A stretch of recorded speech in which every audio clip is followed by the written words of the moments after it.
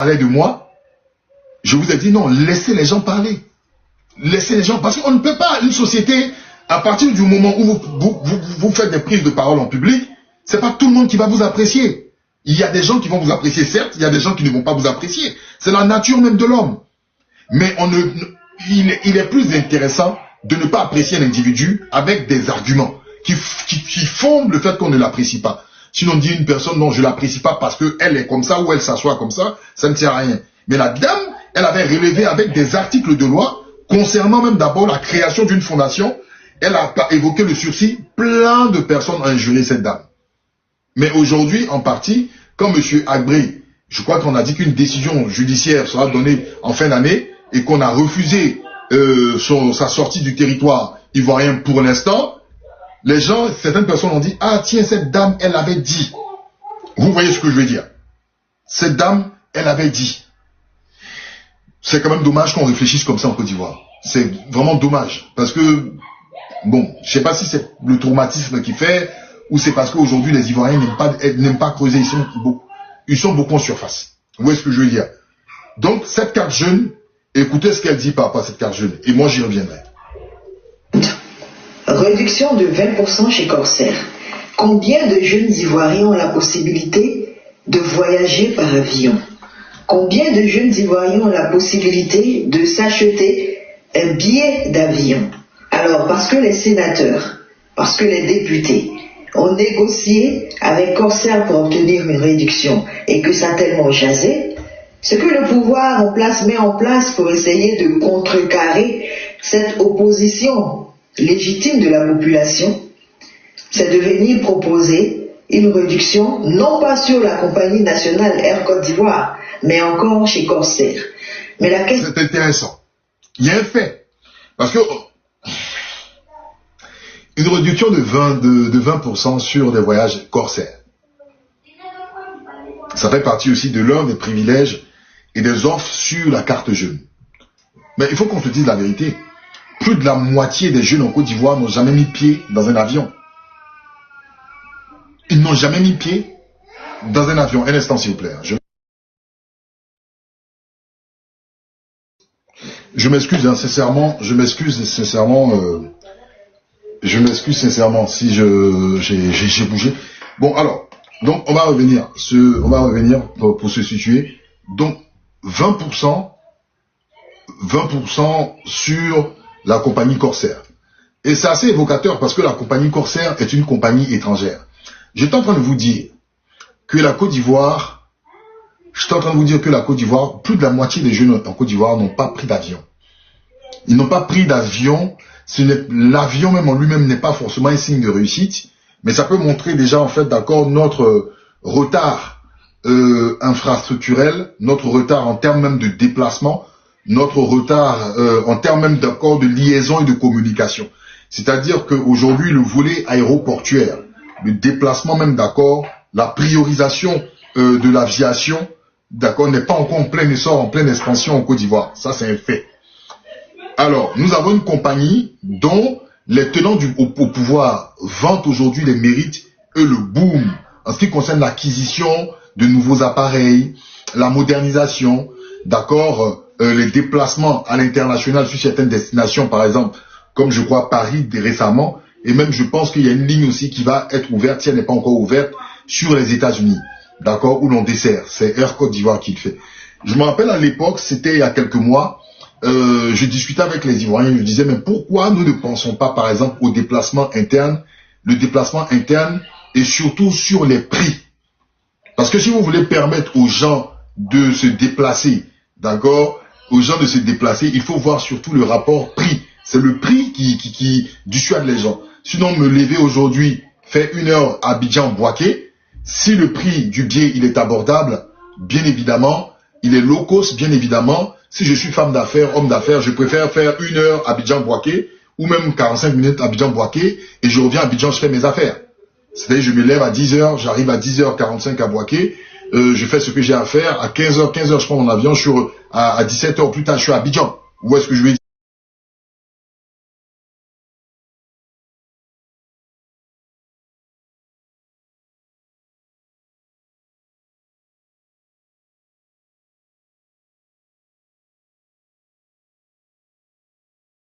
Si on veut véritablement penser comme ça, mais je me rappelle à l'époque quand j'ai parlé de ça, mais les gens m'ont allumé. Ils m'ont dit non, mais tu ne comprends rien de l'aviation, ce n'est pas comme ça les choses fonctionnent. Oh, j'ai précisé de la priorisation low cost, de penser majorité au lieu de penser qualité. Parce que qualitativement, il n'y a pas assez de milliardaires, il n'y a pas assez de gens qui sont nantis en Côte d'Ivoire. Il y a des gens qui sont nantis, mais ils ne sont pas nombreux comme on le fait croire. Il y a plus de pauvres que de riches en Côte d'Ivoire. Ça, c'est une évidence, je tiens à vous le dire. Il y a plus de pauvres que de riches en Côte d'Ivoire. Plus de pauvres. Mais quand je dis plus, ce n'est pas en fait, d'accord, 60% de pauvres et 40% de riches. D'accord? C'est peut-être 15% de riches et 95 ou 75, non, je vais dire 60, ouais, 85% de pauvres. C'est ça en fait, il y a une disparité qui ne dit pas son nom. Donc, qu'est-ce que je t'entends dire? Et en plus, si on voulait booster, c'est-à-dire en fait permettre à Air Côte d'Ivoire, d'accord, d'avoir encore quelque chose, c'était bien en fait d'accord de faire cet accord-là, ce partenariat-là avec Air Côte d'Ivoire. Pourquoi Corsair? Pourquoi Corsair? Déjà, il y a un contrat qui est régi entre nos élus et la compagnie Corsair, qui n'est pas une compagnie ivoirienne. Pourquoi ne pas prioriser les avantages de cette carte jeune-là liée à Air Côte d'Ivoire? Parce que c'est vous qui étiez en train de dire les mérites de Air Côte d'Ivoire. Maintenant, vous délaissez Air Côte d'Ivoire et vous allez plutôt vers Corsair. Ça n'existe pas les classes moyennes, chers amis, en Côte d'Ivoire. C'est un leurre. Dans les années 70, on pouvait penser une classe moyenne. Mais pour moi, la classe moyenne n'existe pas en Côte d'Ivoire. C'est un leurre. Il n'y a pas de classe moyenne. En Côte d'Ivoire, il y a des gens qui sont très riches et des pauvres. Ça n'existe pas la classe moyenne. Pour moi, ça n'existe pas. Même au Nigeria, la classe moyenne n'existe pas. Est-ce que vous comprenez? Même au Nigeria, là, il n'y a pas de classe moyenne. C'est pas en Côte d'Ivoire, il y a une classe moyenne. C'est un leurre, cher ami. Voilà, c'est un leurre. Les gens sont très riches, les gens sont pauvres. C'est comme ça fonctionne en Afrique. Alors, je vais continuer, je vais continuer dans mon narratif, on y va. La question qu'on doit se poser, c'est le billet d'avion des députés et des sénateurs est pris en charge par l'État. Mais malgré tout, ils obtiennent une réduction. Est-ce que les jeunes qui voudront voyager par les airs sur cette compagnie Corsair, eux aussi, l'État prendra leur billet d'avion en charge et également pourront-ils bénéficier de cette réduction de 20%? On nous parle du cinéma pacté qui offre des réductions de 50% dans leur salle. Alors, dans mon Dabou natal, Dabou, lui, situé à moins de 27 km d'Abidjan, on n'a pas de salle de cinéma. Ni à Tengrela, ni à Papékou. Donc, pour espérer bénéficier de cette réduction de 50%, il va falloir descendre sur Abidjan. Donc, encore payer de l'argent. Ça, c'est intéressant. Effectivement, dans les cartes jeunes, moi, je me rappelle quand j'étais au lycée, je suis pas très friand du cinéma. Quand je dis cinéma, je ne suis pas quelqu'un, je vais me déplacer chaque mois, aller au cinéma. C'est pas dans mon éducation, c'est pas ma culture. Il y a des gens, eux, un film, quand il sort, ils peuvent aller au cinéma. C'est leur droit. D'accord? C'est ce qu'on appelle les cinéphiles. Moi, je ne suis pas, j'aime le cinéma, j'aime le bon cinéma, chacun a ses goûts, mais je ne suis pas le genre de gars, même quand j'étais jeune, pour aller genre draguer une go, je l'envoie au cinéma, on mange des popcorn, c'est pas dans ma culture. Mais quand je veux aller au cinéma, il y a un grand film qui m'intéresse, par exemple, j'y vais pour y aller. Mais, ce qui est intéressant, dans cette carte-là, il y a des avantages pour le cinéma. Et c'est une bonne chose. C'est une bonne chose. Attention, ce n'est pas mauvais. C'est une bonne chose. Pourquoi? Parce que il faut que les jeunes aillent apprécier un travail, d'accord, cinématographique. Parce que les producteurs de films, quand ils produisent, ils ont besoin aussi d'un public. Sinon, ça tue tout un secteur. Parce que le cinéma, c'est toute une industrie, normalement. Mais il y a deux volets. En Côte d'Ivoire, à l'époque, écoutez bien, en Côte d'Ivoire, à l'époque, il y avait plus de salles de cinéma décentralisées dans les communes et dans les villes que maintenant. Le cinéma est mort progressivement avec la télé, avec tout ce qui est câble, les chaînes câblées internationales, qui proposent aussi des grands blockbusters en fait à la télévision comme Canal+ et tout ça. Et puis, il y a Internet. Est-ce que le cinéma peut être une richesse en Côte d'Ivoire? Oui, à 2-3 conditions. D'abord, de quel type de cinéma parlez-vous? Parce qu'on a un vrai problème en Côte d'Ivoire. Le cinéma ivoirien, il n'est pas consommé à sa juste valeur. Ça fait un. Le cinéma ivoirien, là, faut qu'on y pense. Je vous ai dit toujours, en Côte d'Ivoire, quand vous avez des élections, là, ce n'est pas seulement parler d'économie, parler seulement des, je sais pas quoi, de l'ethnie et autres. Le cinéma, ça fait partie du ministère de la Culture.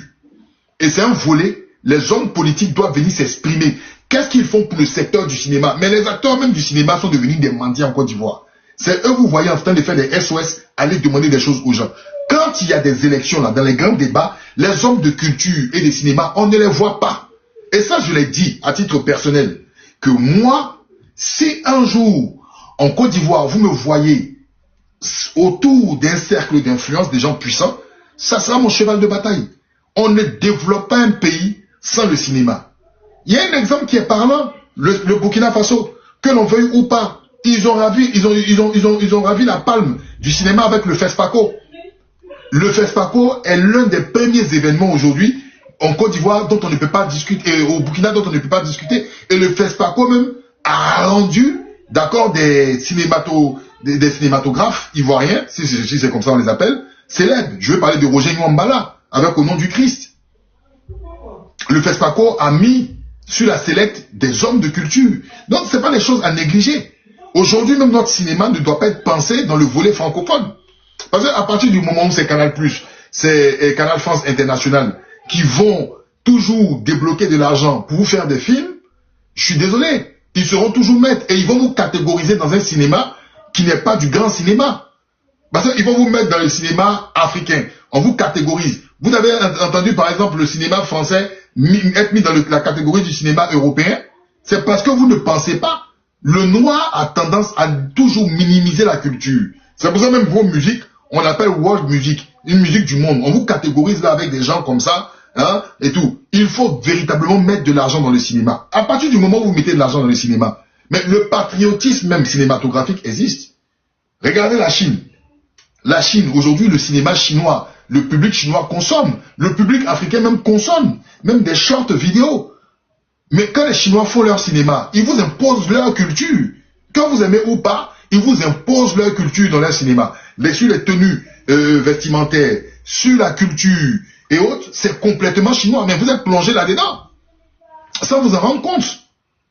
Donc déjà, le cinéma peut être un élément qui donnera la fierté patriotique, la fierté d'être ivoirien, la fierté d'être noir, déjà, pour des jeunes, pour des étudiants. Maintenant, vers quelle salle? Parce qu'il faut penser à la décentralisation. Avant, à Gagnoa, il y avait une salle de cinéma. À Daloa, il y avait une salle de cinéma. À Bengourou, il y avait une salle de cinéma. À Boaké, cinéma Jacques Aka, il y avait une salle de cinéma. À Korogo, il y avait une salle de cinéma. Dans toutes les plus grandes villes, même à Abidjan, dans les plus grandes communes, vous allez à Yopougon, à Ouassakara même, je crois que Sagidiba, il y avait une salle de cinéma. Trècheville avait des salles de cinéma. À Djamé, salle de cinéma Liberté qui est devenue aujourd'hui un truc de l'église universelle. Dans toutes les zones, c'était pas seulement le plateau et c'était pas seulement Cocody.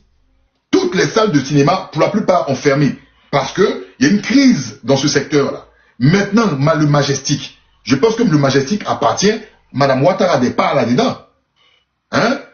Madame Ouattara des parts dans le Majestic. Pourquoi le Majestic, je crois qu'il est au niveau de l'hôtel Ivoire. Mais pourquoi ne pas répandre? Si vous voulez vraiment aider le cinéma ivoirien, c'est de démocratiser et aider ces acteurs-là de ce secteur. Je reproche cela même déjà même à Madame, je dis pas Madame Ouattara seulement, au RHDP, mais je reproche cela aussi aux partis d'opposition. Parce que vous devez faire des propositions en ce qui concerne le cinéma. Vous vous rendez compte de la puissance que le cinéma a? Les Américains ont monté leur puissance à partir du cinéma. La guerre du Vietnam, là, a été racontée d'une certaine manière, d'accord, par le cinéma, montant les Américains puissants. Le fameux film qu'on appelle Rambo. Vous voyez ça comme un film d'action, mais c'est de la propagande. John Rambo, là, c'est de la propagande pour montrer la suprématie américaine. Parce qu'ils n'ont jamais digéré la perte qu'ils ont eue, en fait, d'accord, au Vietnam. Vous croyez que le cinéma, dans le cinéma, qu'est-ce qu'on met dans le cinéma? Dans le cinéma, on façonne vos idées. Et c'est pour cela, même des gens comme Bruce Lee, par exemple, il a voulu faire du cinéma pour montrer que, d'accord, les Chinois ne sont pas seulement des mangeurs de nems et autres, qu'ils ont la force et autres. Quand on dit quand Bruce est devenu puissant dans le monde là, c'était pourquoi? C'est une sorte d'ambassadeur des Chinois. C'est une sorte d'ambassadeur des Chinois. Donc, tant qu'on ne se rend pas compte de cela, on va toujours rester les derniers. Vous croyez que le cinéma, c'est seulement pour venir dire, s'asseoir, pour dire ma famille à moi, c'est vous, c'est toi, j'ai du respect pour Go, j'ai du respect pour Akissi Delta. Mais si vous avez quelque chose derrière, nos étudiants peuvent être boostés, nos étudiants peuvent être fiers. Aujourd'hui, le gouvernement de Côte d'Ivoire, qu'est-ce qu'ils font? Ils disent aux jeunes étudiants qui sont à l'étranger ivoiriens de rentrer en Côte d'Ivoire. Mais le cinéma, là, ça donne un note de grandeur aux gens. Si déjà les étudiants sont fiers d'être des Ivoiriens, ils se disent que ce que les Européens, les Asiatiques font, ils peuvent le faire, mais le cinéma peut être un vecteur qui va les toucher. Donc cette réduction cinématographique qui oblige nos étudiants qui sont à Dabou, à Jacquesville, à Sikensi, de venir au plateau ou d'aller au Majestic à l'Ivoire pour aller payer leur billet, c'est pour le bien de qui? En fin de compte. Si vous voulez que les jeunes qui sortent des lycées, au lieu d'aller fumer la drogue, au lieu d'être oisifs le week-end, mettez des cinémas, proposez des programmes, même des documentaires cinématographiques sur la Côte d'Ivoire, avec des questions et autres. Et puis vous allez voir que ces jeunes-là vont commencer aussi à être influencés. Mais on choisit une partie des jeunes, les plus envie de venir consommer dans quoi? Pour venir regarder quoi? Pour venir regarder quoi? Donc, sincèrement, l'idée, elle est bonne, mais dans le fond, quand on rentre dans le fond, c'est pas ça. Et les acteurs même du cinéma, par rapport à cet avantage-là, devaient porter d'avoir. Combien d'acteurs de cinéma vous voyez? Eux tous, quand ils viennent, ils rentrent dans les petits pas déjà. Parce que les autorités, il ne faut pas les critiquer. Mais là, même le cinéma, c'est la critique perpétuelle. Quel que soit le pouvoir dans lequel on est. Je reviens à quelque chose. Vous voyez, quand je vous dis en Côte d'Ivoire, quand vous avez un point de vue qui est différent d'une catégorie, automatiquement, on vous classe. Automatiquement, on vous classe. Donc, ce qui fait que même les hommes de culture, on ne les entend pas. Ils sont tous dans la peur. Ils ont peur de parler, ils ont peur de s'exprimer. Non. Et ça, qui en paie le prix fort? C'est les enfants. Quand vous voyez les enfants aujourd'hui, là, leurs idées sont sur les États-Unis, leurs idées sont sur la France. Parce qu'en Côte d'Ivoire, il n'y a rien qui les inspire. Il n'y a rien qui les inspire, culturellement. Et c'est dommage. Or, la Côte d'Ivoire du nord au sud, de l'est à l'ouest, est tellement riche, même dans les pays de l'AES autour de nous. C'est tellement riche, il y a tellement de choses à apprendre. On ne peut même pas faire 1000 ans à apprendre. Mais qu'est-ce qu'on fait? Rien. Rien. Madame remarque, au-delà de la francophonie dans votre département, regardez véritablement ce que c'est que la culture ivoirienne. C'est pas seulement le tourisme. Hein. Venez dire Côte d'Ivoire is beautiful, Abidjan is beautiful, Assini is beautiful. La Côte d'Ivoire ne se limite pas à la mentalité d'Abidjan et d'Assini. La Côte d'Ivoire, c'est plus profond que cela. Et c'est cette culture-là que nous recherchons. Les acteurs culturels. Je vous fais une confidence. Hier, j'étais avec des journalistes. J'étais allé dîner. On a eu un débat super important sur les journalistes. Et je disais comme ça que, mais, il y a un truc que je ne comprends pas. Quand je lis les papiers des journalistes en Côte d'Ivoire aujourd'hui, j'ai l'impression que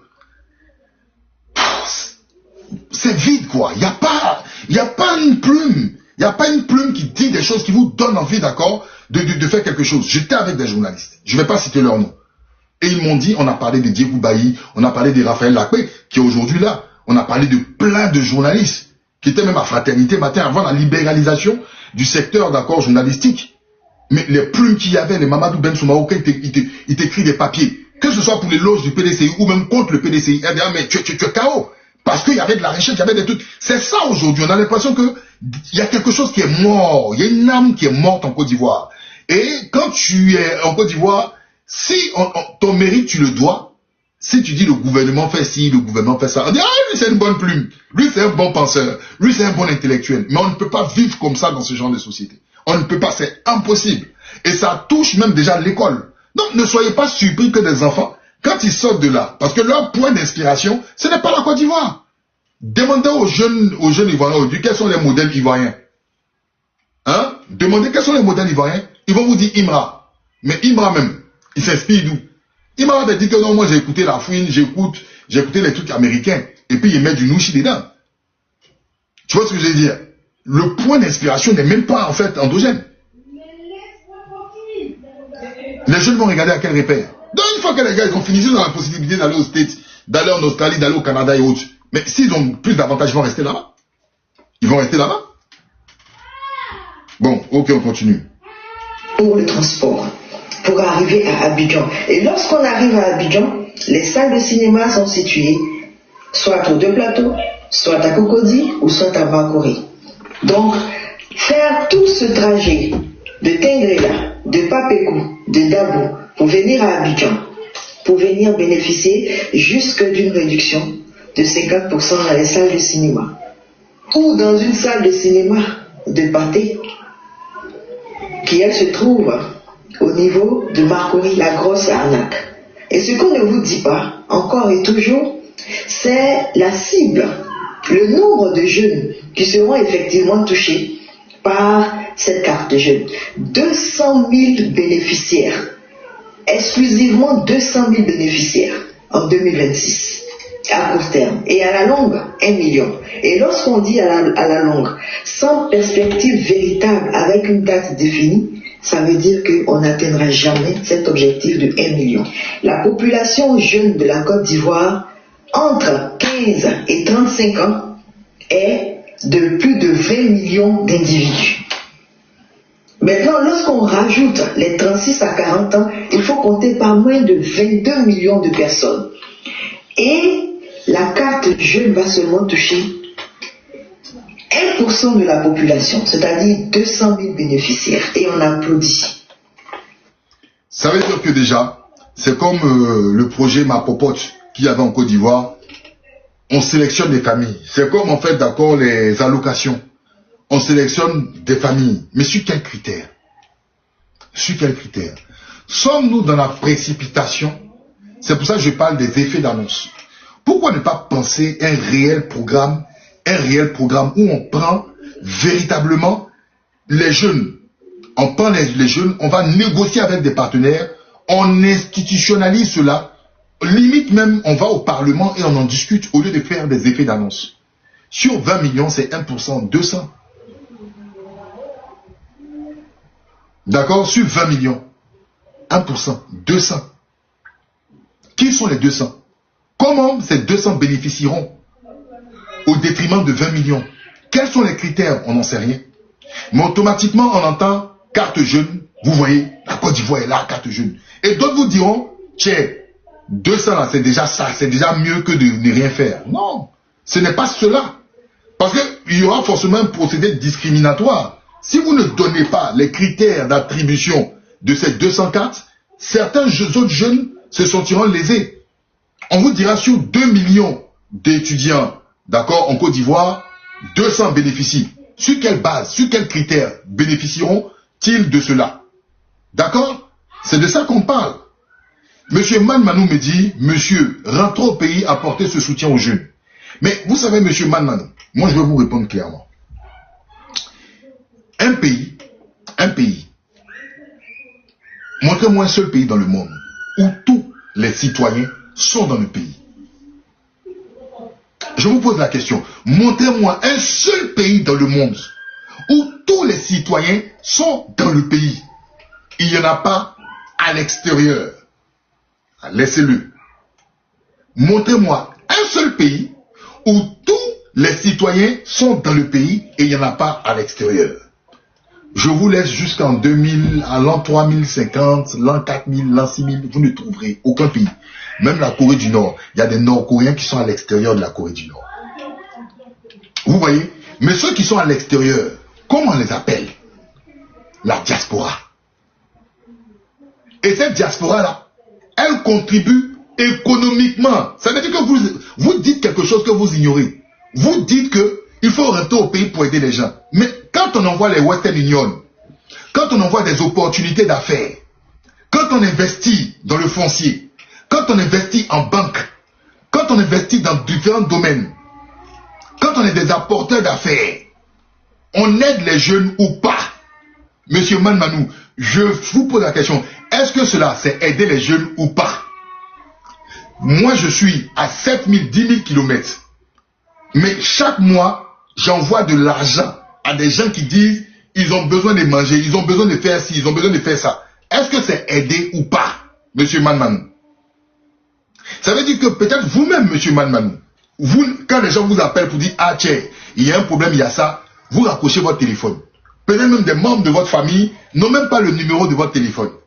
Parce que tellement vous vous cachez. Vous dites qu'ils se débrouillent. Et puis, il y a des gens, chaque mois, ils envoient. Ils envoient pour aider. C'est aider, non? Ok. Donc, c'est-à-dire que c'est pas de votre faute, monsieur Manmanou. Parce que beaucoup d'Ivoiriens, quand ils voient des Ivoiriens venir s'exprimer de la sorte, ils disent, faut rentrer au pays pour venir aider les gens. Non, on n'a pas besoin de rentrer au pays pour aider les gens. Parce qu'à distance là, la diaspora est un apport puissant. C'est parce que chez les francophones, surtout dans les pays noirs où on parle français, on a tendance à insulter ceux qui sont à l'extérieur parce qu'ils critiquent la gouvernance et la façon de faire la politique à l'intérieur. Mais on les minimise, on les sous-estime, on crache sur eux. Mais pourtant, ils contribuent énormément dans l'économie du pays. C'est pas de votre faute. Parce que le jour où les gens de la diaspora seront mis sur un piédestal politiquement dans nos pays, vous verrez que la politique va changer dans nos pays. Parce que vous, quand vous faites la politique là, vous faites la politique comme ce que vous voyez à Abidjan. Eux là, quand ils font la politique, ils vont regarder tous les critères de la démocratie pour dire est-ce que c'est comme ça la démocratie s'applique. Et ça vous gêne. Ça vous gêne. Parce que vous ne comprenez pas comment ces gens-là conçoivent les choses comme ça. Mais en dehors de la politique, ils ne font pas que parler politique. Hein. La diaspora, elle investit économiquement. Et souvent même la diaspora, on empêche la diaspora, d'accord, d'être puissant économiquement. Parce que si la diaspora est puissante économiquement, leur façon de critiquer n'arrangera pas, d'accord, les politiciens qui sont à l'intérieur du pays. Donc vous allez voir des gens de la diaspora, ils vont avec un projet qui fait des milliards, mais c'est les gens qui sont à l'intérieur du pays là, qui bloquent. Parce qu'ils ne veulent pas que la diaspora soit puissante. Une fois que tu as l'argent, une fois que tu as le pouvoir, tu peux aussi décider. Mais ils ne veulent pas. Donc mon cher ami, monsieur Manmanou, ce n'est pas parce que des Ivoiriens et des Ivoiriennes qui sont à l'extérieur s'expriment, ça veut dire que ce sont des gens qui n'aident pas. Ça ne veut pas dire que ce sont des gens qui sont feignants. Ça ne veut pas dire que ce sont des gens qui n'ont pas d'argent. Ça ne veut pas dire que ce sont des gens qui ne sont pas intelligents. Loin de là. Moi, je peux vous dire qu'il y a une diaspora puissante et très puissante qui peut même apporter beaucoup au pays, mais dont on ferme la bouche. Est-ce que vous comprenez? Donc, et vous voyez tout à l'heure, j'étais en train de parler de la culture, en parlant d'accord du secteur cinématographique. Mais je vous mets au défi, montrez-moi au RHDP, un homme politique du RHDP qui est venu s'asseoir à la télévision ou à la radio, parler du secteur cinématographique et du défi. Je vous mets au défi, montrez-moi un acteur du PDCI RDA pendant la campagne qui est venu parler des défis, d'accord, du secteur cinématographique. En parlant même, j'ai vu Dr Ousmane Chérif qui est apparu, il est du PDCI RDA, il est là, je parle, pour vous dire que je n'ai pas peur. Peut-être c'est ça aussi qui gêne les gens. Montrez-moi un homme du PPACI qui est venu faire un programme sur le projet cinématographique et les défis avec notre jeunesse. Ça n'existe pas. Donc ce n'est pas dans vos habitudes. Et c'est ce que nous, diaspora, quelles que soient nos sensibilités, on veut apporter à la Côte d'Ivoire. Ce que je suis en train de faire à l'instant là, mon ami, ça n'a pas de coloration politique. Et je vais te dire quelque chose. Ce que je viens de faire à l'instant, dans certains pays, écoute-moi très bien, dans certains pays, hein, des agences de consulting envoient des experts. Est-ce que tu comprends? Et puis ils viennent s'asseoir et puis ils disent ce que je dis. Quand il finit en 1 heure ou 2 heures, tu sais les pays à combien? À hauteur de 3 500 000 francs CFA. Parce qu'il est venu parler. Je vais répéter ce que je dis. Je vais te montrer la différence entre notre pays, la réalité de notre pays et puis un autre monde. Ce que j'ai fait à l'instant, hein, dans certains pays, il y a des cabinets qu'on appelle des cabinets de consulting. On va venir leur dire, donne les avantages de la carte jeune en Côte d'Ivoire, donne les inconvénients. Tu as 3 heures, je m'assois devant un collège, je dresse les chiffres, je donne les détails, je donne les points positifs, les points améliorés et les inconvénients. Quand je finis en 2 heures de temps, écoute bien, en 2 heures de temps, on me donne 3 500 000. C'est sur mon compte chaud. Et j'en connais plein comme ça. Mais je le fais pour mon pays. C'est parce que j'ai porté un t-shirt. Tu as vu mes cheveux. Tu me vois comme ça. Que tu me négliges. Et c'est ça, c'est ce qui est vilain en Côte d'Ivoire. Ceux qui sont inutiles là, c'est eux, on les regarde. C'est eux qui font du bruit. Mais par ton apparence, ta manière d'être, on te néglige. Donc ne négligez pas la diaspora. Tous les pays du monde, je dis bien, tous les pays du monde qui connaissent le développement, ils ne jouent pas avec la diaspora. Tous les pays du monde, je dis toutes les puissances et les pays du monde, ils ne jouent pas avec la diaspora. Parce qu'ils savent que sans la diaspora, ils n'existent pas. Vous savez, je vais vous dire quelque chose. Les Européens, là, en l'occurrence les Français qui sont en Côte d'Ivoire, ils sont en Côte d'Ivoire, ils ont tous des affaires. Quand il y a Gbagbo en Côte d'Ivoire, ils s'envoient des SMS. Maman l'a dit, je te dis que Farid m'a fait une grosse...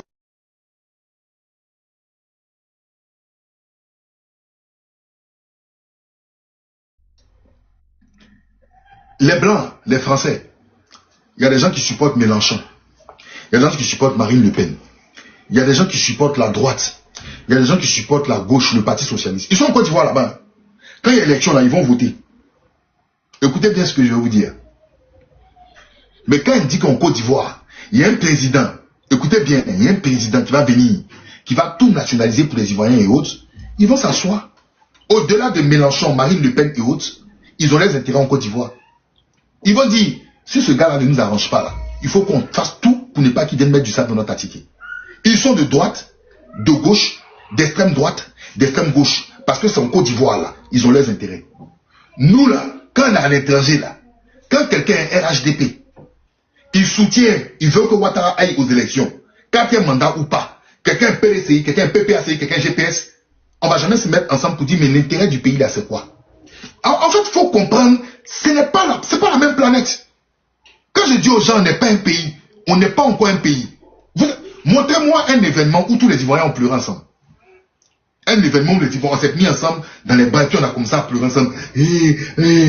Franchement, enlevons nos partis politiques. Si ce n'est pas la CAN. Vous êtes sérieux là?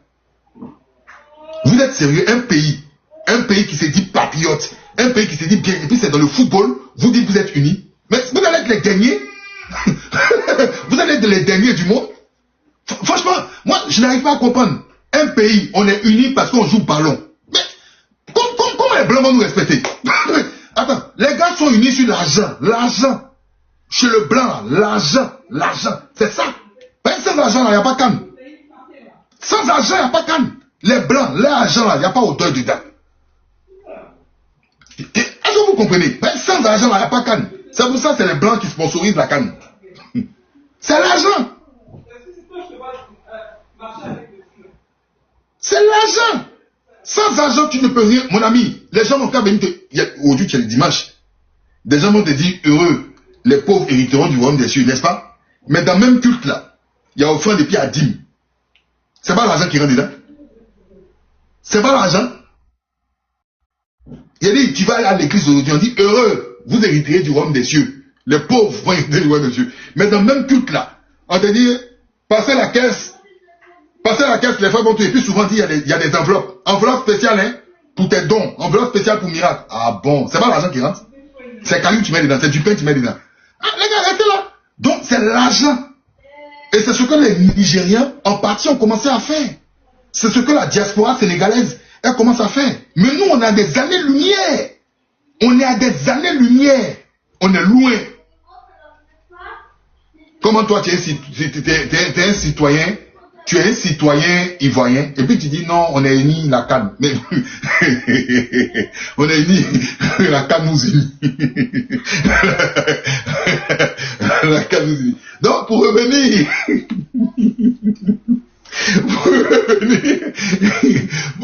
sur... Ah là là. Et pour revenir sur ce titre de la CAN jeune, c'est important. Pour revenir sur la CAN jeune, on revient sur la CAN jeune et écoutez la suite. Encore une fois, on applaudit et sans dire la vérité aux gens. 200 000 jeunes sur plus de 22 millions de jeunes entre 15 et 40 ans. Et là, on vient de déclarer sur les plateaux de télévision que tout le monde, tous les jeunes de cette tranche d'âge-là sont intéressés par cette carte jeune. C'est faux. C'est faux. Vous allez voir que bien que vous allez installer cette application, vous n'aurez pas les facilités pour pouvoir justement avoir accès. Parce qu'il y a imputé à ma direction. En l'occurrence, la direction de l'information et de la communication. J'ai dit non, que je ne peux pas aller alimenter le programme de gouvernement de mon adversaire, en l'occurrence Weblogi, puisque nous sommes concurrents sur un même secteur, sur la carte jeune. Et troisièmement, l'agence emploi jeune avait déjà sa cible, avait déjà son réseau. Alors que Abidjan.net, à travers Weblogi, n'avait aucun réseau. Il n'avait pas la cible. Donc, ils voulaient s'appuyer, en fait, sur l'agence emploi jeune pour développer leur projet. Non seulement on devait les financer, mais en plus, on devait les accompagner sur le volet marketing. Et moi, j'ai dit non. J'ai refusé de porter ce projet-là. J'ai refusé que ce soit imputé sur le budget de la direction de l'information de la communication de l'agence emploi jeune. J'ai dit non. Et Weblogi, on sait qui est derrière. On sait qui est derrière Weblogi. Encore et toujours une ramification du clan Ouattara. Moi, j'ai refusé. Vous voyez, et quand c'est comme ça, il y a des informations qui sont données. Allez faire des recherches. Je profite de l'occasion, il y a un jeune qui a mis en bas, il dit, mais vous rabaissez votre pays, et c'est vous qui parlez en fait, d'accord, de l'unité, d'accord, d'une diaspora forte et puissante. Le problème, c'est que vous ne comprenez pas. En fait, pour vous, en fait, quand on aime son pays, quand on est patriote, on ne doit pas être critique vis-à-vis de son pays. Ça, c'est une mentalité, mais la plus, excusez-moi du mot, hein, la plus stupide qui puisse exister. C'est une mentalité. Ça, il faut changer ça en Côte d'Ivoire. Demain, si Ouattara n'est pas là, d'accord, à titre personnel, si ceux qui viennent sont contre la critique, je serai le premier adversaire de ces gens. Demain, Ouattara n'est pas là. Ceux qui viendront, s'ils sont contre la critique, je serai leur premier adversaire. Je serai leur premier adversaire. Parce que moi, je ne peux pas me passer de la critique. Vous savez pourquoi? Tout simplement parce que la perfection n'existe pas. La perfection n'existe pas. C'est pour ça que j'accepte même les critiques vis-à-vis de ma personne. Moi là, quand on me dit on m'a critiqué, on m'a insulté là, je dis c'est normal. Aïe, je ne suis pas parfait. Qui suis-je pour qu'on ne m'insulte? Qui suis-je même déjà même pour que tout le monde m'apprécie? Qui suis-je? Je suis qui? On est fait de chair et de sang. On est tous périssables. Qui suis-je moi? Qui suis-je? Et puis des gens vont me critiquer, des gens vont m'insulter. Et puis moi, je dis de ne pas qu'ils m'insultent. Faut pas qu'ils m'insultent, faut pas qu'ils me critiquent. Pourquoi? Pourquoi? Pour quelle raison? Il y a des critiques qui font grandir le débat. Critiquer, ça ne veut pas dire insulter. Critiquer, ça ne veut pas dire injurier. Chacun son éducation. Il y a des gens qui critiquent, ils injurient. Mais il y a des gens qui critiquent, ils n'ont pas besoin d'insulter. Ils donnent des arguments. Tu n'es pas d'accord, donne tes arguments. C'est argument contre argument. Et puis on va voir si tu as raison. Si tu as raison, dis, ah mon frère, ah ouais, on reconnaît que tu as raison. Ah mon frère, tu n'as pas raison. Ah mon frère, tu t'es trompé. Mais on ne dit pas simplement mon frère, tu t'es trompé, pour dire tu t'es trompé. C'est des arguments. Est-ce que vous comprenez? Je dis bien, celui qui vient, ceux qui vont venir après Ouattara, s'ils sont contre la critique, je serai leur premier adversaire. Il y a des gens qui me connaissent ici, quand je dis quelque chose, ils tiennent. Mais la perfection n'existe pas. La critique fait grandir. La critique suscite le débat. Un pays où on n'aime pas débattre, où on ne critique pas, ce n'est pas bon. Ça rend même bête. Ça rend amorphe. Parce que l'homme, c'est quelqu'un qui est en constante réflexion. Donc, si le fait de critiquer, ou je ne suis pas d'accord pour une loi ou pour une façon de gouverner dans mon pays, je suis quelqu'un qui est contre son pays, je suis désolé. Je suis sincèrement désolé pour vous. Sincèrement désolé pour vous. Donc, on voit encore une opacité. Et l'opacité, malheureusement, se trouve dans tous les secteurs de notre pays. C'est-à-dire la Côte d'Ivoire, le vrai problème de la Côte d'Ivoire, au-delà des effets d'annonce, d'accord, il y a un manque de transparence dans tous les domaines. Il y a un manque de transparence dans tous les domaines. Si vous dites, vous mettez des institutions, vous faites des progrès que les autres n'ont pas fait, faites l'effort d'être transparent. Parce que Weblogi, là, ça existe. L'information que je viens de donner là, tout le monde a accès à ça. Hein? Weblogi, là, ça existe. Allez-y sur Abidjan.net, vous allez voir en bas Weblogi. Et elle parle d'un conflit d'intérêts qu'il y a entre l'agence emploi jeune et une autre structure indépendante qui est dans un autre secteur qui veut piloter le fonctionnement de cette carte. Elle y a bossé. Si c'est faux, allez vérifier. Le problème, c'est que vous n'aimez pas vérifier. Vous êtes assis chez vous, vous entendez des gens. Dès que les gens prennent la parole, lui là, c'est quelqu'un qui n'aime pas Ouattara. C'est quelqu'un qui n'aime pas Alassane Ouattara, donc on ne l'écoute pas. Oh, c'est un gars, on ne l'écoute pas. Mais prenez la peine d'écouter les gens. Écoutez le fond. Nous-mêmes, là, quand on vient s'exprimer ici, là, moi, je vous ai dit, la politique de Ouattara, sa politique libérale, je ne suis pas dedans. Mais je prends la peine d'écouter les discours de Ouattara. Vous voyez que je me lève comme ça, d'accord? Oui, Weblogi, c'est Gilles Alexandre Dia. Elle parlait d'un conflit d'intérêts. Allez-y, creusez. Elle s'appelle Marie Duhamel Charleroi. Vous allez vous écouter toute la vidéo et puis vous allez faire vos recherches aussi. Parce que je n'ai pas la vérité infuse, je n'ai pas la science infuse. D'accord? Je dis et je répète. Quand on me dit, ah, Ouattara a dit ça, vous croyez qu'on m'a dit Ouattara a dit ça, et puis je suis assis, et puis j'allume ma caméra, j'ai dit Ouattara a dit ça. Non, je vais écouter Ouattara. J'écoute Ouattara. Et puis je regarde, je dis, ah, ok, il y a ci, il y a ça. Et puis c'est ce qui me permet de venir par la suite m'exprimer. Mais vous n'écoutez pas les gens. On a l'impression que même nos papas là, en fait, tout doit être comme la génération TikTok. En 3 minutes, vous voulez tout comprendre. Non, allez lire, allez écouter. Et puis vous venez vous débattre là-dessus. Voilà. Et c'est un choix. Ne pas apprécier la politique de M. Alassane Dramane Ouattara, mesdames et messieurs, je vous le dis, c'est un choix légal. Dans un État, c'est comme ça. Il y a des gens qui n'appréciaient pas la politique de Bédier. Il y a des gens qui n'appréciaient pas la politique de Gbagbo. Donc il est normal qu'il y ait des gens qui n'apprécient pas la politique de Ouattara. C'est comme ça le monde il est fait. C'est comme ça le monde il est fait. Mais vous ne pouvez pas dire à quelqu'un, toi tu es qui toi pour ne pas apprécier la politique de Ouattara? Je suis qui? N'oubliez pas que Ouattara est mon employé. Normalement. Ouattara est mon employé. Et je ne suis pas son employé.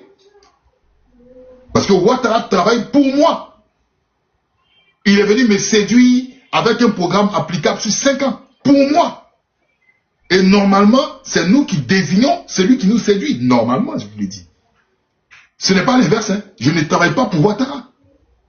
Vous non plus, vous ne travaillez pas pour Ouattara. C'est vous qui pensez que vous travaillez pour Ouattara.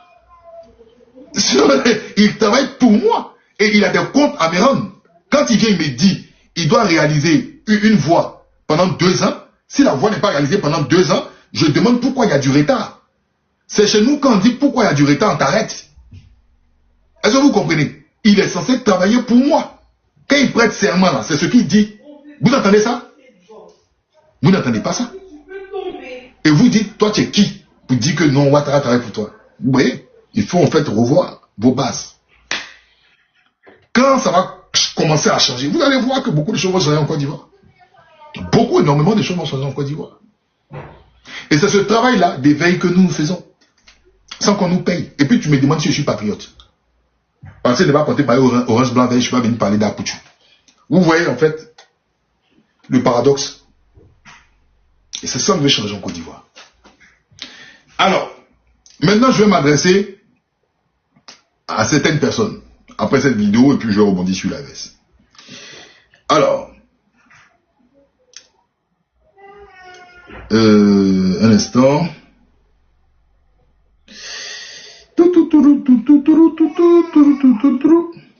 Un soir du 27 décembre, même vos parents qui sont décidés de donner les bras de nous. Un soir du 27 décembre, même vos parents qui sont décidés de donner les bras de nous. Un soir du 27 décembre, même vos parents qui sont décidés de donner les bras de nous. Tu as payé? Un soir du 27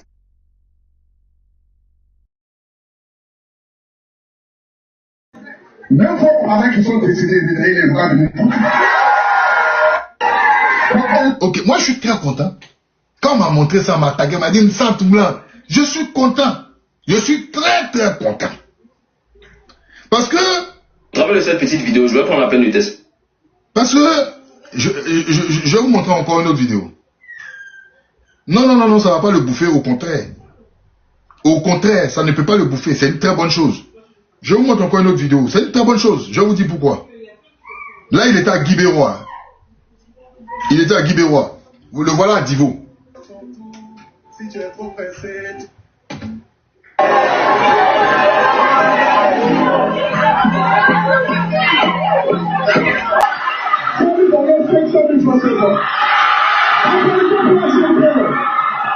Wow.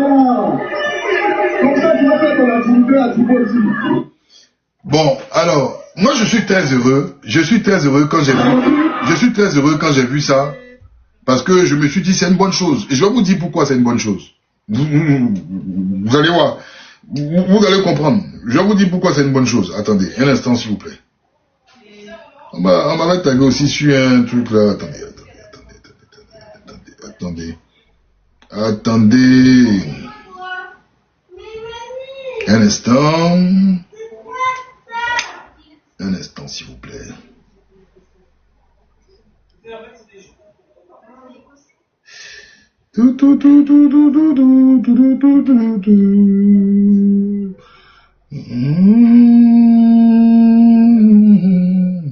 C'est une très bonne chose. Moi, je suis heureux. Alors, un instant. Oh.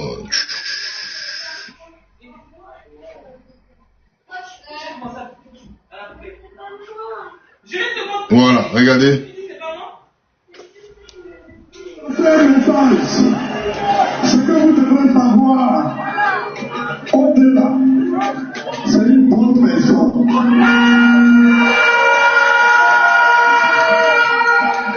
Au-delà est une bonne personne.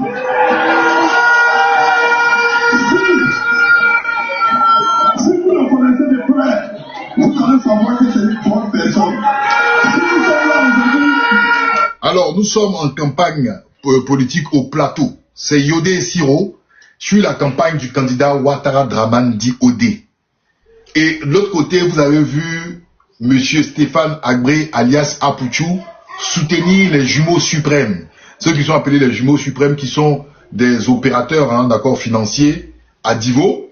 Et il est aussi allé à Guibé-Roi pour soutenir Miss Belmont Godot, ministre qui a même déclaré que Apouchou, elle a même déclaré Apouchou comme un associé, d'accord? C'est une bonne chose. Pourquoi? Parce que ce sont des gens, voilà en Côte d'Ivoire, ils disent qu'ils sont en politique. Eux, ils viennent seulement quand c'est les élections présidentielles, ils ne parlent jamais de la Constitution, vous les entendrez jamais débattre sur la Constitution, hein. Eux, ils disent qu'ils viennent pour la paix. Eux, ils viennent pour la paix, ils sont là pour la paix. On ne veut pas de guerre en Côte d'Ivoire. On vient pour la paix, rien que la paix. Les politiciens ne mettaient pas le feu dans notre pays et autres. Et puis dans les législatives, on les voit en pleine campagne. Ils disent aux populations de voter des gens qui sont dans des partis politiques. Mais est-ce que c'est interdit? C'est pas interdit. Ils peuvent, même s'il y a des gens, des martiens, qui viennent se présenter dans une ville en Côte d'Ivoire, ils peuvent les soutenir. Mais aujourd'hui, ils ne sont plus en politique. Je voyais des commentaires des gens qui disent, vous là, vous dénigrez votre pays. Eux là, ce sont des bons citoyens, non? Parce qu'ils soutiennent qui?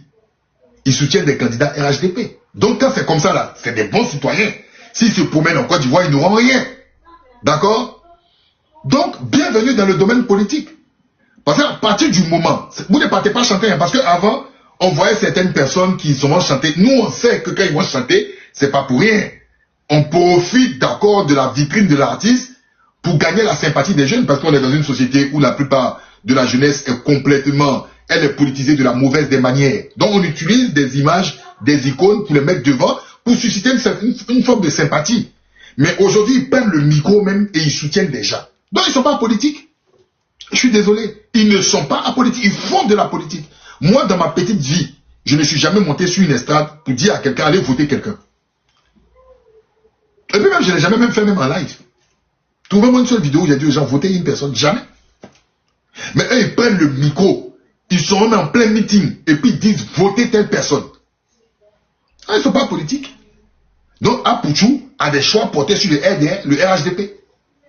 Faut pas dire, bon, les frères suprêmes, les jumeaux suprêmes là, tu peux dire, ils t'ont aidé. Donc tu viens leur rendre la monnaie de leur pièce, n'est-ce pas? Mais Mme Belmont Godot, elle est ministre. Et elle a déclaré ta fondation, non? Et tout. Bon, peut-être c'est le fait du hasard, n'est-ce pas? Mais Yodé Siro là, c'est pas ceux au temps du 3e mandat qui parlaient, ils étaient trucs enfermés. Ils sont sortis maintenant, ils ont fait un réveillement. La constitution, maintenant, elle est valide. Ils soutiennent M. Ouattara Draman au plateau. C'est triste pour la Côte d'Ivoire. En fait, ils peuvent même soutenir le RDS s'ils veulent. Mais sur quelle base? est-ce que c'est une base argumentative de leur projet politique ou bien de leur sympathie? Je soutiens un homme, peut-être il me donne des billets, peut-être il a financé, d'accord? Mais tu ne peux pas convaincre le peuple avec ça. Tu ne peux pas convaincre les populations de Divo avec ça. Tu ne peux pas convaincre les populations de Guibérois avec ça, par rapport à ta proximité avec un individu. Est-ce que le candidat est aussi proche avec tout le monde? Vous voyez comment l'Afrique est en retard? Vous voyez comment l'Afrique est en retard? Après, vous allez dire qu'on est des sorciers, on est maudits. Vous voyez comment l'Afrique est en retard? Vous voyez le rôle de ces soi-disant influenceurs qui sont en politique le matin et la nuit sont dans les salons feutrés des gens du pouvoir. Vous voyez? Si tu soutiens le RHDP, faut faire comme Fadal D. Faites comme les Fadal D là. Eux sont RHDP matin, midi et soir. Et venez maintenant développer les bienfaits du truc. Mais vous dites que vous êtes en politique, et puis souvent vous portez des habits orange, vous sortez dans les campagnes. Vous foutez de qui? Faites comme les Fadal D là. Eux ils assument, ils sont RDR dans le sang. Faites comme eux. Faites comme les Antoinette Alani. Faites comme les Noël Douré. Mais ne venez pas mettre le pied dedans et le pied pour sortir. C'est maintenant là que vous déclarez. Est-ce que c'est une manière de montrer qu'on est un citoyen qui soutient un candidat et autres de la sorte? Déclarez-vous. On peut être chanteur et aimer les idées du RDR. On peut être chanteur aimer les idées du PPACI. On peut être chanteur aimer les idées du PDCI. Bah bien sûr, c'est votre droit. Mais quand on vient avec une étiquette d'influenceur, on fait peur même aux jeunes. On veut faire comprendre aux jeunes de ne pas s'intéresser à la politique. Ça, je dis, mais est-ce que vous-même là, quand vous dites aux jeunes ne sortez pas pour un politicien, ah, nous on veut la paix, on veut mourir, vous ne travaillez même pas, est-ce que vous ne travaillez pas pour le gouvernement? Parce que quand vous êtes suivi par des millions et milliers de jeunes, mais vous venez leur dire que la politique, elle n'est pas bonne pour les jeunes, il ne faut pas qu'ils s'y intéressent parce qu'il y a la mort. Mais plus tard, on vous voit apparaître, il y a quelque chose qui cloche. Venez défendre vos arguments et dites aux jeunes, comme vous influencez là, rentrez dans le RDR, vous allez comprendre quelque chose.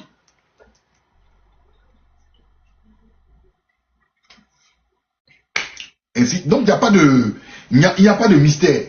On n'est pas maudit. Ce sont nos comportements qui influencent, d'accord, nos façons de faire. Donc moi, un amuseur, tu as le droit d'être un amuseur. Mais si tu es un amuseur, assume tes choses. Ils sont pleins ici à dire qu'ils sont des influenceurs. Ils sont dans le béret, mais je sais, dans le fond, ils ne sont pas dans le béret. Parce que souvent, c'est des hommes qui sont nantis et fortunés au pouvoir qui, en sous-marin, d'accord, officieusement, leur glissent des billets. Prenez la plupart de ceux qui sont dans leur domaine du béret. Regardez-les, la plupart. Regardez-les comment ils sont devant les hommes du pouvoir. Ah, ils sont tous comme ça. Ils sont comme ça. Eux tous. Très rare. Je connais l'unique. Je crois qu'il y a une fille aussi qui s'appelle Leslie. Mais aujourd'hui, il peut même pas, je ne pense pas qu'il peut foutre le pied en Côte d'Ivoire. Mais sinon, la plupart, eux tous, ce sont des gens qui sont comme ça. Ils sont tous comme ça. Merci le baby. Ils sont comme ça. Et vous êtes suivis par des millions de jeunes en Côte d'Ivoire. On déploie les moyens pour que vos voix soient vulgarisées. Mais en fin de compte, vous êtes des soupirants du RDR. Il faut assumer ce que l'on est.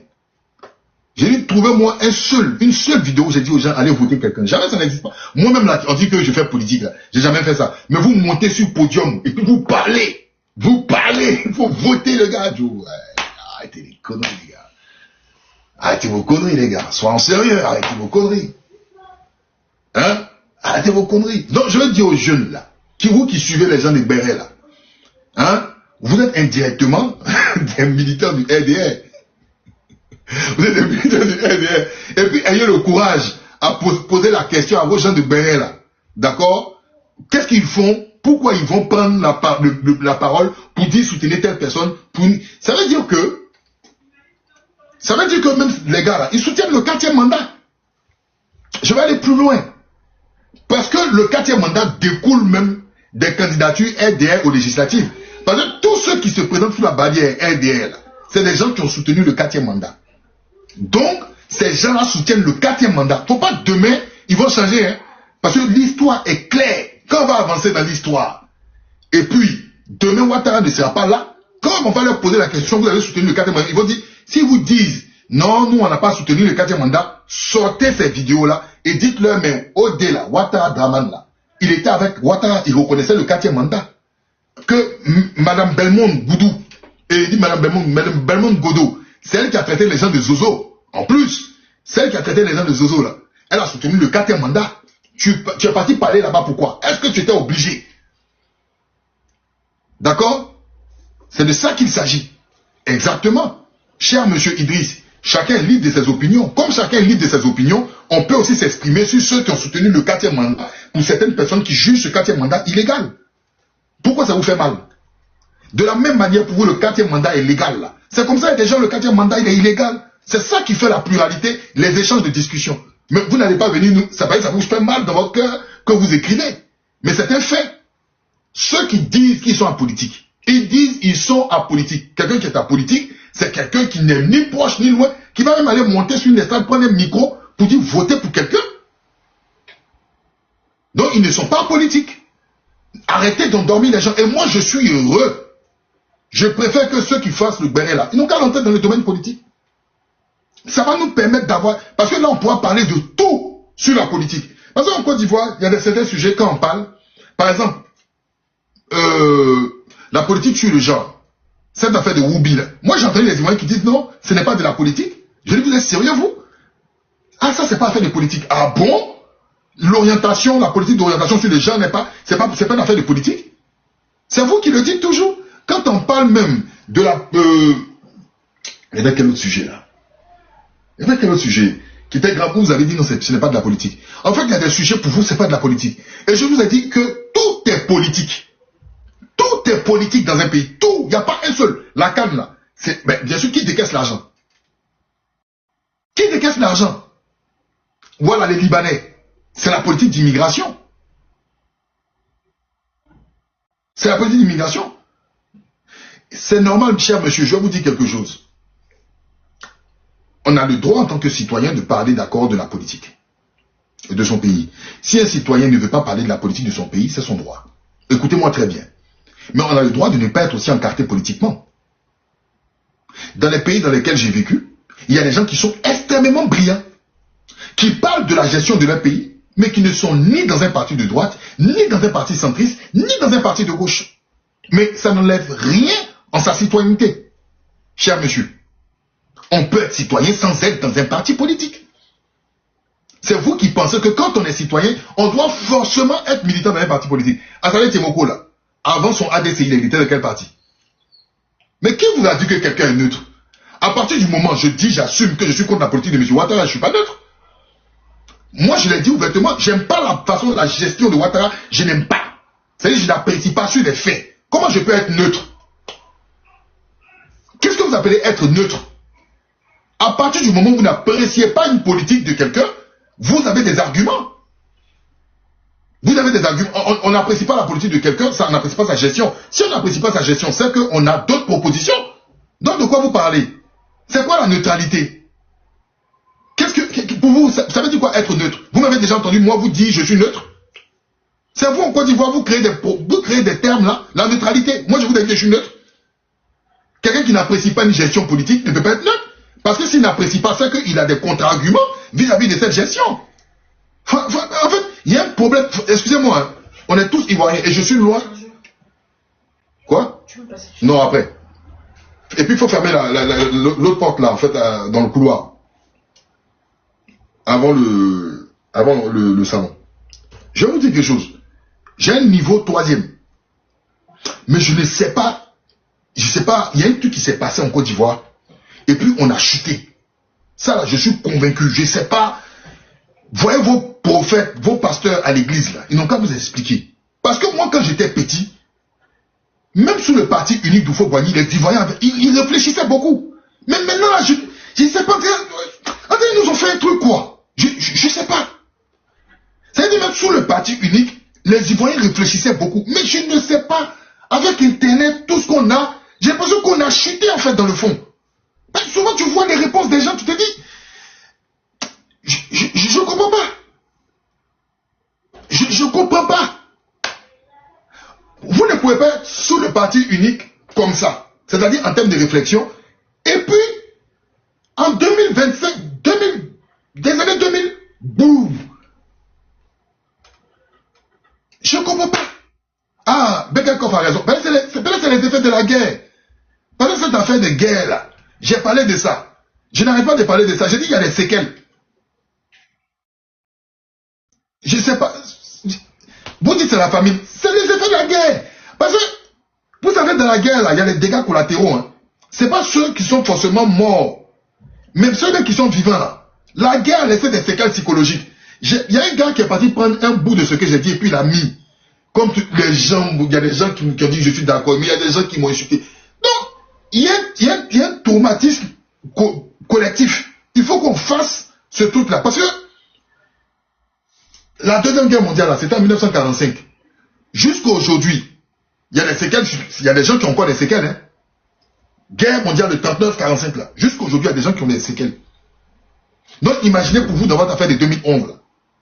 Imaginez les séquelles. Et puis on est assis dedans, hein. Et puis on est assis sur nos deux pieds, on va, on boit NSI, on dit, on fait PA, mais il y a le tomate. Parce que, il y a un truc que je ne comprends pas. Et je n'accuse même pas nos jeunes frères qui n'ont pas fait les bancs, hein. Je parle même de nos intellectuels, là. Quand tu entends nos intellectuels réfléchir, tu dis non, il y a quelque chose qui ne va pas. Il y a quelque chose qui ne va pas. Qui fait concours pour être neutre? En Côte d'Ivoire, concours pour être neutre, concours de neutralité. Vous neutralité. Qui est neutre en Côte d'Ivoire? Montrez-moi quelqu'un qui est neutre. Toi qui parlais de neutre là, montre-moi quelqu'un qui est neutre en Côte d'Ivoire. À partir du moment où tu critiques la gestion de celui qui est au pouvoir, tu ne peux pas être neutre. Parce que quand tu critiques, il faut aussi donner aussi des solutions. Il ne suffit pas de critiquer, tu critiques, tu proposes quoi? Tu dis quoi? Donc la neutralité n'existe nulle part. Arrêtez-moi vos conneries. Vous cherchez des gens neutres en Côte d'Ivoire, ça n'existe pas. Celui qui vous dit qu'il est neutre, c'est le plus gros hypocrite qui puisse exister. Tu es neutre en quoi? Non, lui, et j'ai déjà entendu ça dans les propos des gens, les gars. Non, lui, il est neutre. C'est-à-dire que s'il critique le parti au pouvoir, il doit critiquer aussi l'opposition pour dire qu'il est neutre. Qui gère mon argent? C'est qui gère mon argent au quotidien? Quand on parle des impôts, là, quel Arthur Banga, quel Guillaume Bateau, arrêtez-moi vos conneries. Quand on met les taxes en Côte d'Ivoire, là, c'est qui? C'est l'opposition? C'est l'opposition quand on augmente vos taxes là? C'est l'opposition? C'est ceux qui sont au pouvoir? Si j'écris là, attends, on augmente les taxes, je vais me retourner vers le PPACI, je me retourne vers le PDCI, je me retourne vers GPS pour critiquer. Ah les gars, un moment aussi il faut être sérieux. Ah, on augmente quelque chose et puis je me tourne vers le PPACI. Et puis il dit c'est votre faute. Je me retourne contre le GPS, je dis c'est votre faute. Je me retourne contre le PDCI. Qui est au pouvoir? Qui est au pouvoir? Non, les gars. Non, mais je comprends pas. C'est comme tu me dis, je suis en France. On augmente des taxes et puis je me retourne contre le Parti Socialiste, contre Mélenchon, contre le Rassemblement National. Mais je me retourne contre Macron. C'est logique. C'est logique. Et maintenant, quand je critique Macron, tu me dis non de critiquer le Rassemblement National. Mais qui a aux affaires? Qui gère? Qui a la signature? Qui fait tant? Mais c'est le RGP. Et c'est ça là. J'ai besoin d'avoir bac plus 10 pour comprendre ça. Tu as critiqué le RGP, il faut forcément critiquer le PDCI. C'est quoi votre mentalité là? Ah, toi tu critiques le RGP, mais tu critiques pas. Mais qui aux affaires? C'est vous qui êtes aux affaires? Vous avez lutté là pour venir aux affaires là, mais bien sûr, c'est parce que vous avez lutté. C'est comme ça qu'on est au pouvoir. Quand Gbagbo était au pouvoir, c'est qui vous étiez en train de critiquer? Vous critiquez le PDCI? Hein? Les déchets toxiques là, vous avez critiqué le PDCI? Quand Jean-Hélène était mort là, vous avez critiqué le PDCI? Quand Guy André Kieffer a disparu là, vous avez critiqué le PDCI? Vous avez critiqué le MFA? Vous n'étiez pas sur le dos de Gbagbo? En ce moment là, vous avez demandé une neutralité? Arrêtez de jouer avec les esprits des gens. Arrêtez de jouer avec les esprits des gens. Hein? L'air qu'on respirait dans Abidjan 100, c'est-à-dire qu'il ne sait pas Gbagbo. Hein? Maintenant, vous vous plaignez qu'on vous critique. Vous êtes aux affaires, c'est normal qu'on vous critique, les gars. À un moment, il faut faire preuve de sérieux. Hein? Il faut faire preuve de sérieux, les amis. Alors, je vais parler un petit peu de la poste, et puis je vais passer à la laisse. Ah là là là. Mes amis là, du RHDP, vous êtes compliqués. Hein. Ils sont compliqués, mes amis.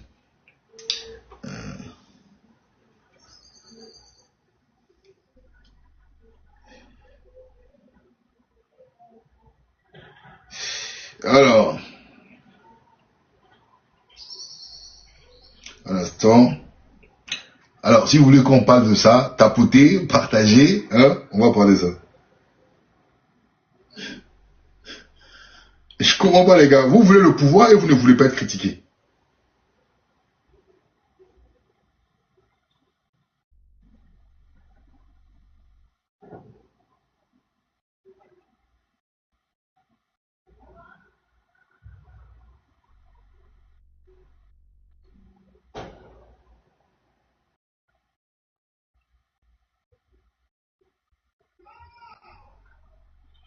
Alors, un instant s'il vous plaît. Ok. Alors. Mais c'est normal même qu'ils critiquent. C'est normal qu'ils critiquent parce que ça n'arrange pas hein, pour les livreurs de moto là. Alors, je vois.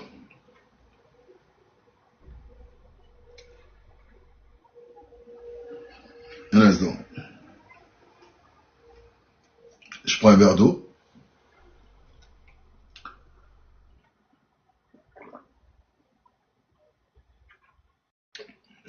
Ok.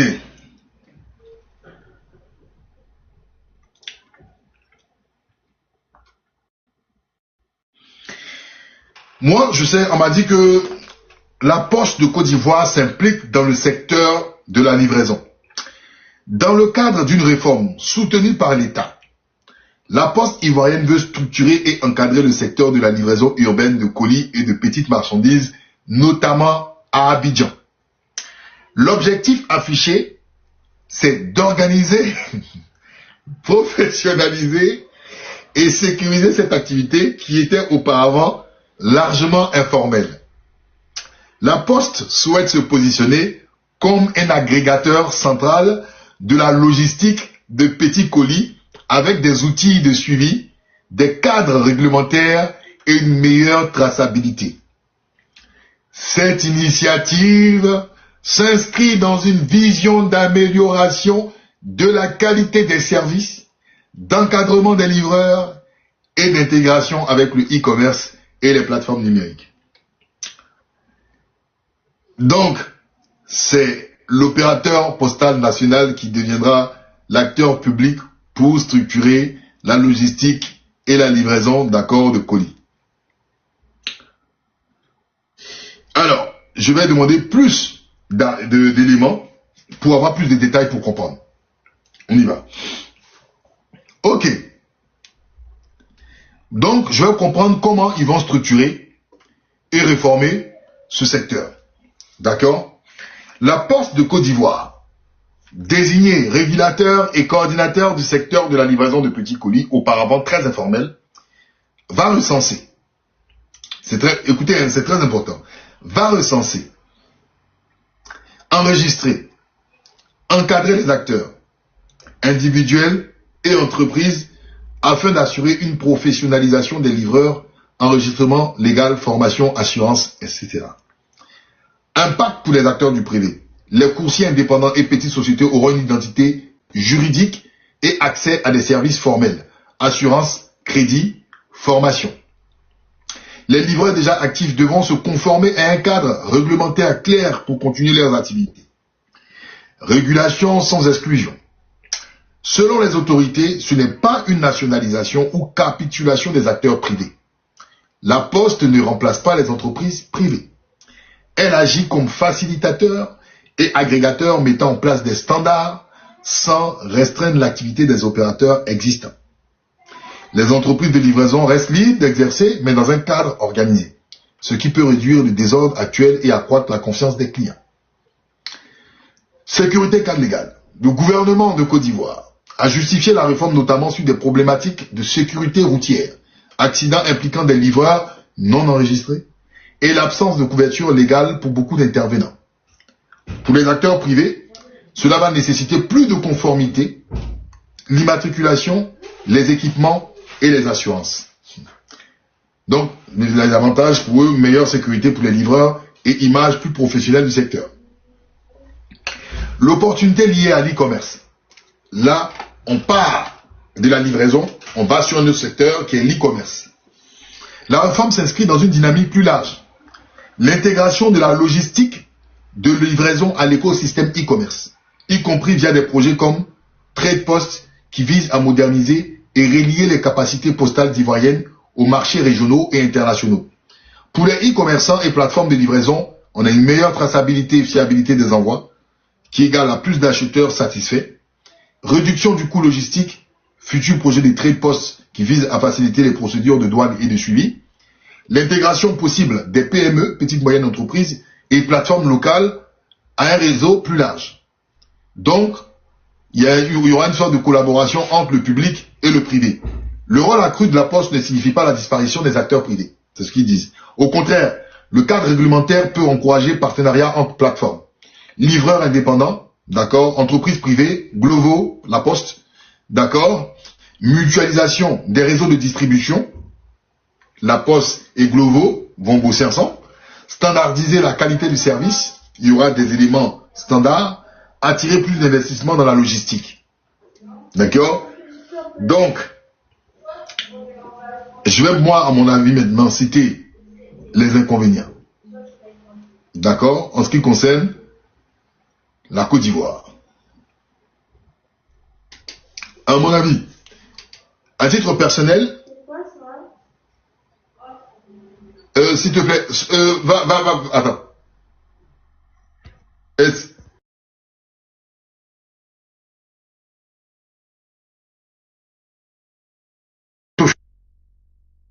Quelle heure là? Ok, je vais m'arrêter d'ici 1 heure. Alors, il y a un risque quand même de quasi-monopole. Parce que c'est la Poste, d'accord? C'est la Poste ivoirienne, la Poste de Côte d'Ivoire, qui va déterminer, qui sera le standard de régulation. C'est lui qui sera le régulateur. C'est lui qui va voir clair dans tout. C'est lui qui va régir tout cela.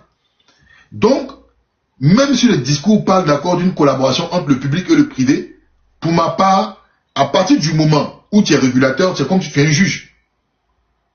Est-ce que vous voyez? Et puis, la Poste même là, va développer ses services aussi. Parce qu'ils disent qu'ils vont développer les services. Ils vont pas être en fait d'accord des régulateurs. Ils vont pas être des régulateurs. Il y aura aussi la Poste. La Poste aura son service de livraison qui sera aussi d'accord bien évidemment sur le terrain. Qui sera bien évidemment parce que de toute façon le secteur postal en Côte d'Ivoire, la Côte d'Ivoire n'est pas un pays qui a une culture postale. C'est-à-dire qu'il y a une culture postale, c'est non, la Côte d'Ivoire, parce qu'il faut l'adressage, il faut plein de choses. Pour aujourd'hui en Côte d'Ivoire, les gens vont dans les bureaux de la Poste pour aller récupérer leurs courriers et autres. On n'a pas une culture d'adressage des rues où on a sa boîte postale, on a sa boîte aux lettres chez soi. Où est-ce que je veux dire? Donc pour développer en sous-marin, ils ont profité, ils ont regardé les enjeux majeurs que ces sociétés de livraison là ont fait. Ils ont saisi, bien évidemment, cette aubaine-là pour pouvoir se relancer. Donc, je dis, il y aura une distorsion de concurrence. Et puis, il y a un favoritisme implicite. À partir du moment où tu es juge, d'accord, à partir du moment où tu es juge, tu es régulateur, bien évidemment, tu n'as pas vu. Et puis, il y aura des mastodontes privés. Et ce seront des groupes, pour moi, hein, ce sont des groupes étrangers. Glovo, par exemple, c'est brésilien ou portugais. D'accord? Les structures, les multinationales, ça va tuer forcément, d'accord, les petits livreurs. Ça va les tuer. Parce qu'à partir d'un moment, au niveau de la régulation, ils vont mettre certaines choses en place. Ça va tuer ceux qui commencent avec leur petit mouvement de livraison.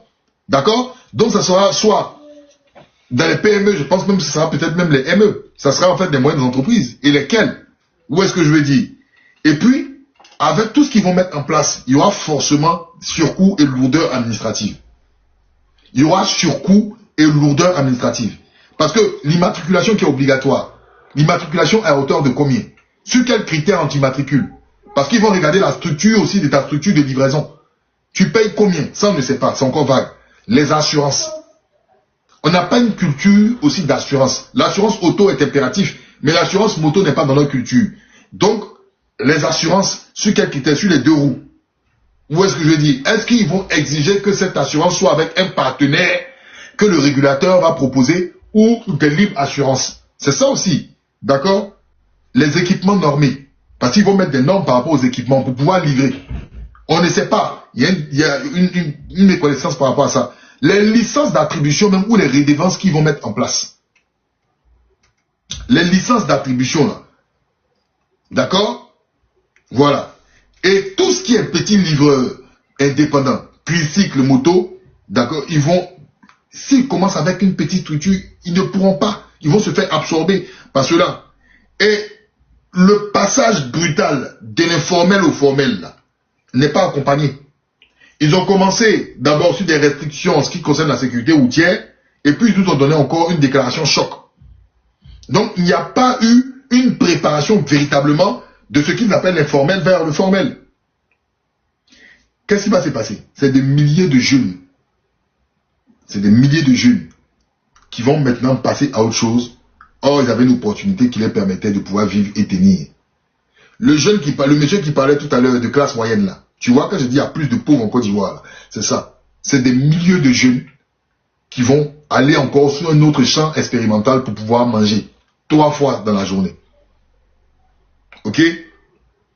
Donc, nous savons que tout ce qui est bureaucratique en Côte d'Ivoire est extrêmement lent. Moi, je me rappelle quand les gens parlaient du CPC, je rigolais en un jour, tu as ton cabis, c'est des conneries.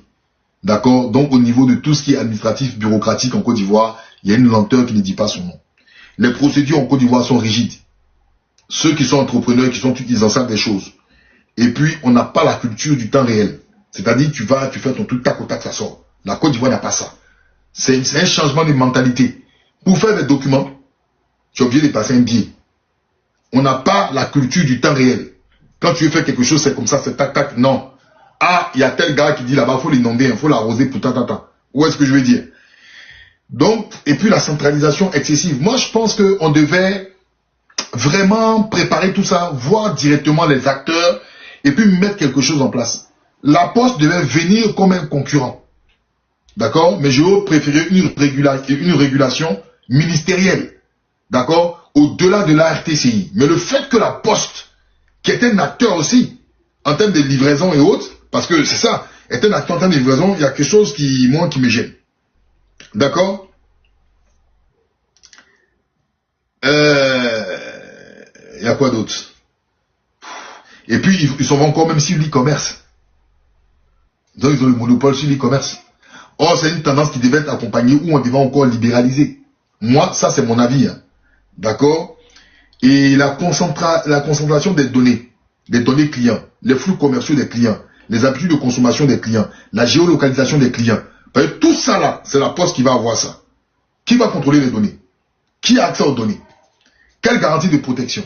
Ça aussi, ce sont des questions que les acteurs aussi doivent se poser, doivent poser ces questions-là aussi à la Poste et l'RTI. Naturellement, il y aura l'intrusion de l'État. Parce que la Poste, c'est l'État. D'accord? Et même stratégiquement, il y aura une perte d'autonomie de la part de la Poste. Et puis, si l'État est trop présent dans les opérations logistiques, je ne suis pas d'accord. Le régulateur, pour ma part, il doit être indépendant. Mais le régulateur ne sera pas indépendant. Donc, si le cadre est trop cher, trop compliqué, trop lent, les gens vont développer d'autres choses pour pouvoir contourner cela. Voici ce que je pouvais dire. Donc, risque de quasi-monopole, risque d'être trop présent et autres, ça va jouer des tours. Et comment le mécanisme, comment la procédure de l'informel au formel va se faire, c'est ce qu'on aimerait voir. Est-ce qu'il n'y aura pas de lourdeur dans ce qui concerne l'accord, l'immatriculation et toutes les procédures autres? C'est des questions, parce que la Côte d'Ivoire, moi je dis, on n'a pas une politique d'accord en temps réel. On ne fait pas les choses en temps réel. Pour un document, il faut attendre, il faut passer par là. Ah, le boss, il a bloqué ton papier. Il faut attendre, On connaît, on sait comment ça se passe.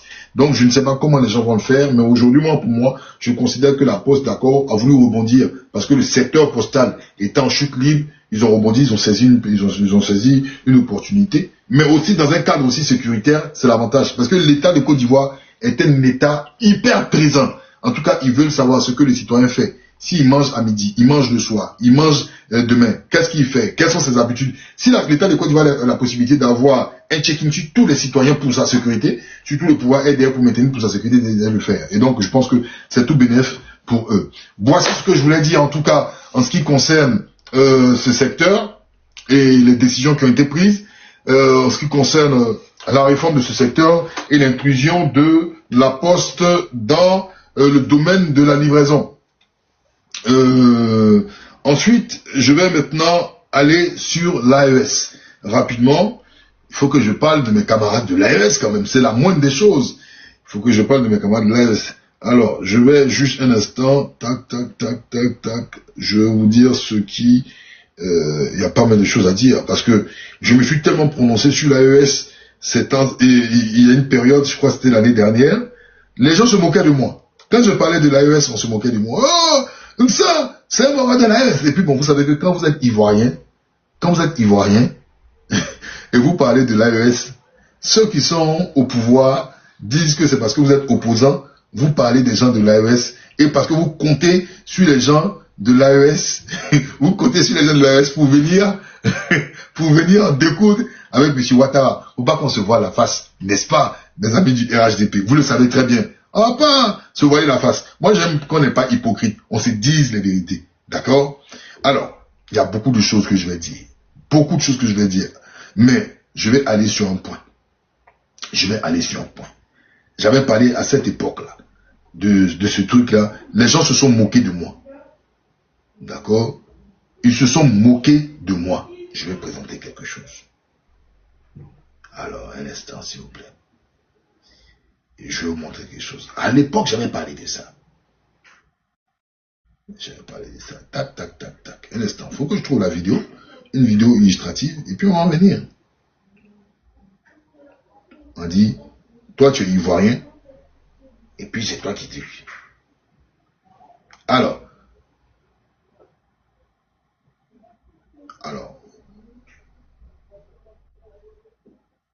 Un instant.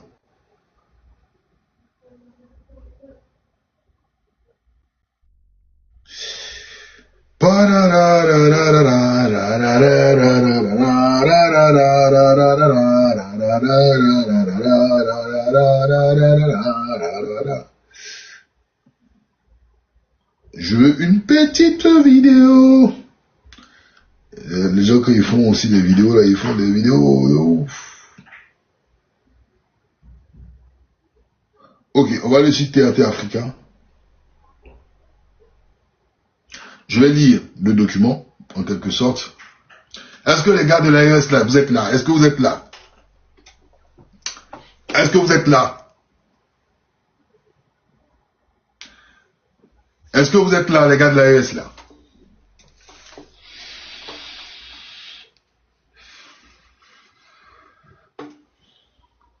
Ok. Bon. TRT Africa, on va pas dire c'est du mensonge.